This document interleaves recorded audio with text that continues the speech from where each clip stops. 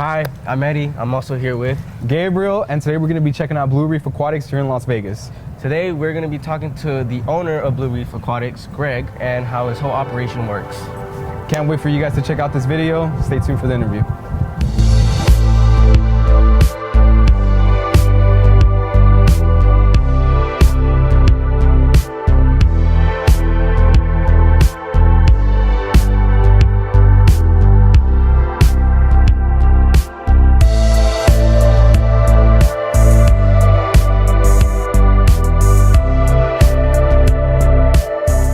I'm here with Greg, the owner of Blue Reef Aquatics. Greg, what initially started your interest to join the aquatic industry?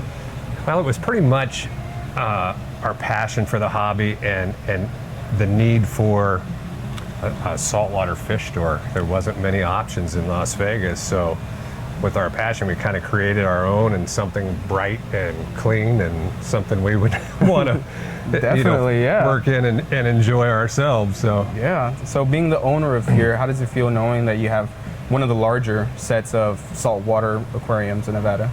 Well, it didn't always start that way. We started small. We started with 1,000 square feet, and we've worked our way up. We originally started with just saltwater only, and then worked our way up to freshwater and ponds, and grew and grew and grew as we could over the years. So it's been fun and an experience, but always learning. So when did the freshwater come into the picture? So the freshwater came in basically on our second year. We were mainly a saltwater store, saltwater fish, saltwater corals, and the economy wasn't doing so great, and everybody kept coming to us and saying, hey, can you put in a freshwater? We'd really like to see some freshwater fish. All we have is, the major chains, and it was something new for us that we had to learn too, because our whole thing was saltwater fish. But so now do you guys have a whole plethora of different types of freshwater fishes, right? So there is just hundreds and hundreds and hundreds of different freshwater fish, and we try to bring in something new and something more exciting and something we haven't seen also every week. Oh, what is there an example you can point out that's kind of? There's a lot. What's the elephant nose right up here that's in the tube is more of a rare expert type fish that you don't see very often. We do get several different freshwater puffers that you don't see very often. And other cichlids that are just not the common African or peacock cichlids. So we're always trying to do something different. And this initial setup, it looks absolutely amazing. Thank you. Did you design it yourself, or did you get some help? The original design was, we kind of threw everything together. We had like 12 aquariums at home. Oh man. So we used those and some aquariums that we bought and set up a store actually across the parking lot. And as time went on and we were growing and growing, we needed more. So my wife put together this design for this store, and we ordered, new fish tanks, and decided to make it a forever thing, Yeah. So what are the future plans for Blue Reef Aquatics? You got any expansions? We would like to, having the energy to keep doing it. It is a full-time, basically 7-day-a-week job taking care of animals. So if I could duplicate us and do another one, I would love to, but the problem is there and having the help and doing it. So we just keep expanding on what we have here and bringing in new stuff. Oh man, and have you always lived in Vegas? Started in Vegas? Almost. I mean, I'm 35 years here, originally from California. Oh, okay. Feels like I've been here forever.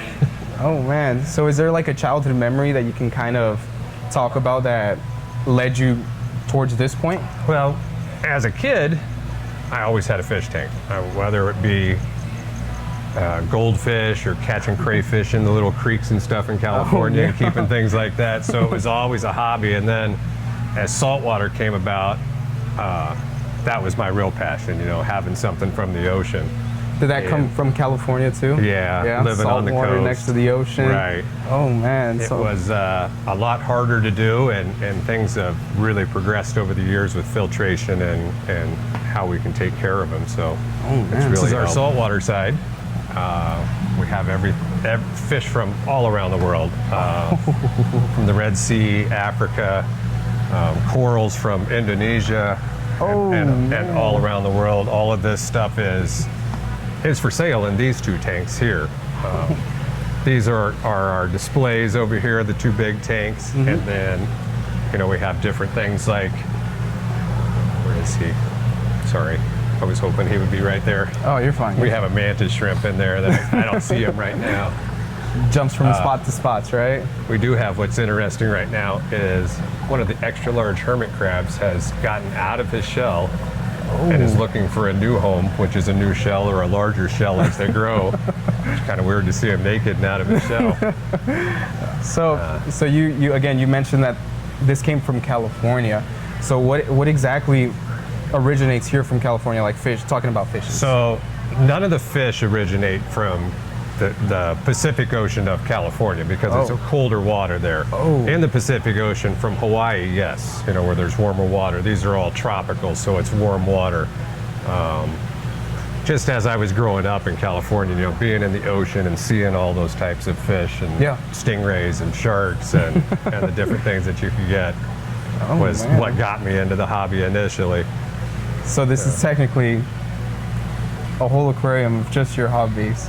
Right. Right. Oh, how is that process of importing a fish from a different country over here? So most of it comes through wholesalers out of either Southern California or Florida. They bring them in, we order from them, and then they ship them to us. We usually pick up at the airport here in Las Vegas, bring them into the store, get them acclimated to their new homes, and so what are some of the more interesting fish that you guys have? I know they all have a story of their own, yeah. To me, they're all really interesting. There's always something new, and every time we get in new fish and opening up the boxes, it's like almost like Christmas every time. Like, what did we get? Let's see what we got here. We had things like the clown tanks that are very bright and colorful. We have, as you go around, the powder blue tangs, the Fiji puffers, little blue spot puffer. Down on the bottom here, we have a blue spot jawfish in the back.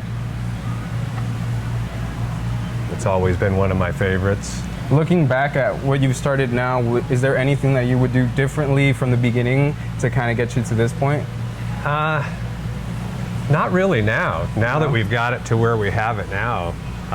It's like the process was... The process was a lot of work to get to where we are now, but we're happy with what we have now. We're still adding as we go and changing things. We have a couple of new tanks coming that we're going to add to the store. We would like to add a little bit more to the pond side on the freshwater side. As Vegas keeps growing and growing, more and more people coming from different areas are looking for different stuff.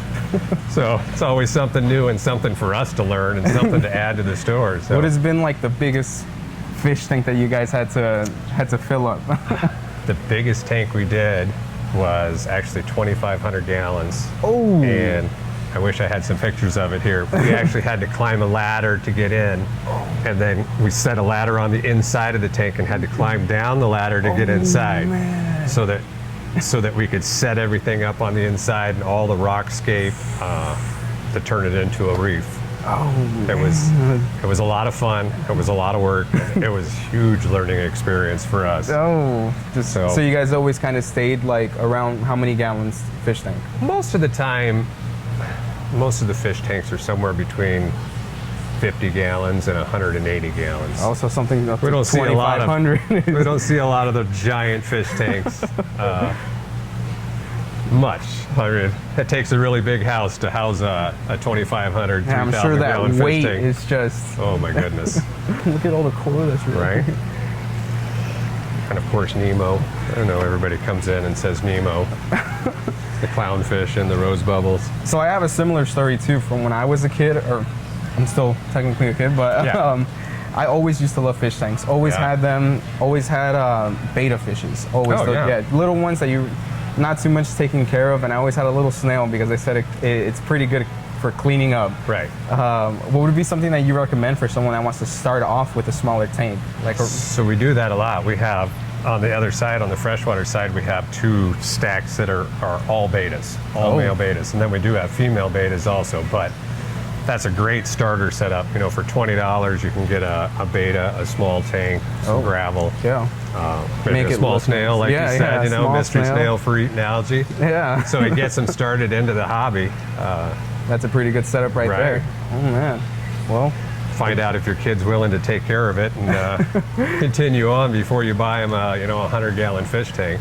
And another question too is when I was more interested into it back then, what I was always so focused on is fish tanks that had current underneath. What's the point of having the current go underneath the water? So in the freshwaters, not so much, but in saltwater, there's a lot of high current in the ocean. You have the waves crashing, you have current everywhere. So that's the point of it, having pumps that can recreate that environment. Of the ocean. Oh man, and it comes all just to take care of the fish better, right? Yeah. Like the betas don't need much of a current. They actually do better with less. Still water almost? Almost a still water, yeah. Yeah, because I was just saying that. Just depends on the environment that the fish lives in, so. I was just saying that because I noticed. Oh, you can see it moving there. Yeah, seeing it moving around. Yeah. So a lot of the especially the corals, they need movement. They need that flow because that's what brings the food to them. They don't move around like the fish going and, you know, catching their food. Is it hard to keep them pretty healthy in this environment? So it's really not that hard. It is more hands-on where you need to monitor different parameters in the water and make sure that they have the food to survive. So. Oh man. Otherwise, it's not that much more difficult. People come in and they think that, oh, I'd love to do saltwater. It's so beautiful and look at all the colors, but there's a bunch so of hard. Yeah, a bunch of background so hard to it. Yeah. And it's just the same. Basically the same maintenance, same care. It's just salt water instead of fresh water. I'm pretty sure there's a whole different world to filters that goes with it compared to fresh water, right? Yes, there is. And I see that you also have the whole other side, which is just straight accessories and equipment to actually do your fish tank, right? Correct.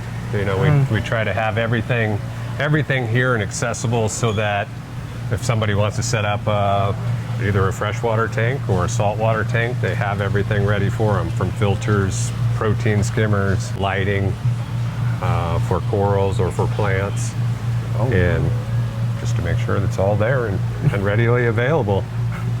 Oh man, yeah. Well, again, thank you so much for showing us around. I'm glad you guys came in. Again, guys, this is Greg from Blue Reef Aquatics. Come check them out here in Las Vegas.